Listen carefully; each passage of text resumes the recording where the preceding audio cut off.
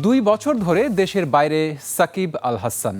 রাজনৈতিক পট পরিবর্তনের পর হত্যা ও দুর্নীতির মামলার মধ্যে আছেন বাংলাদেশের ক্রিকেটের অন্যতম সেরা অলরাউন্ডার। 5 আগস্ট হাসিনা প্রধানমন্ত্রীর ক্ষমতা ছেড়ে পালিয়ে যাবার পর সাকিব আছেন যুক্তরাষ্ট্রে। এর মধ্যেই এবার দেশে ফেরার ইচ্ছার কথা জানিয়েছেন সাকিব। তবে শর্ত একটাই, সরকারকে দিতে হবে তার নিরাপত্তার নিশ্চয়তা। রয়টার্সকে দেওয়া সাক্ষাৎকারে সাকিব বলেছেন, তিনি দেশে ফিরে আদালতের মুখোমুখি হতে এবং সুযোগ পেলে বিদায়ী সিরিজ খেলতেও প্রস্তুত। বিস্তারিত আকাশুজ্জামানের রিপোর্টে। রাজনৈতিক পট পরিবর্তনের পর থেকে দেশের বাইরে আছেন জাতীয় দলের সাবেক অধিনায়ক ও আওয়ামী লীগ থেকে নির্বাচিত সংসদ সদস্য সাকিব আল হাসান। দেশে আসার ইচ্ছার কথা জানালেও নিরাপত্তা শঙ্কায় সে আশা পূর্ণ হয়নি।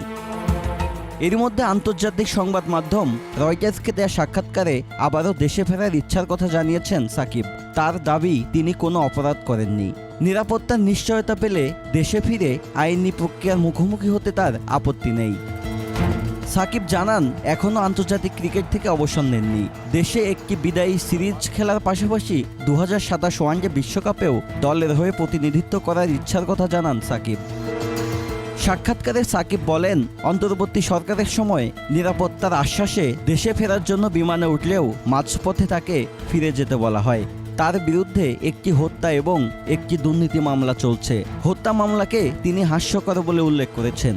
অভিযোগ করেন, 1.5 বছর ধরে তদন্তের নামে তার ব্যাংক হিসাব জব্দ করে রাখা হয়েছে। সাকিবের দাবি, তার বাবা মাকেও দেশ ছাড়তে দেয়া হচ্ছে না। সব প্রতিকূলতার মধ্যেও পরিবারের সবাই ধৈর্য ধরে পরিস্থিতি মোকাবেলা করেছেন বলে উল্লেখ করেন বাংলাদেশের সাবেক এই অধিনায়ক। এদিকে ক্রিকবাজকে দেয়া সাক্ষাৎকারে যুব ও ক্রীড়া প্রতিমন্ত্রী আমিনুল হক বলেছেন, বর্তমান পরিস্থিতিতে সাকিবের দেশে ফিরে জাতীয় দলের হয়ে খেলার সুযোগ নেই। আকাশুজ্জামান, একুশে টেলিভিশন।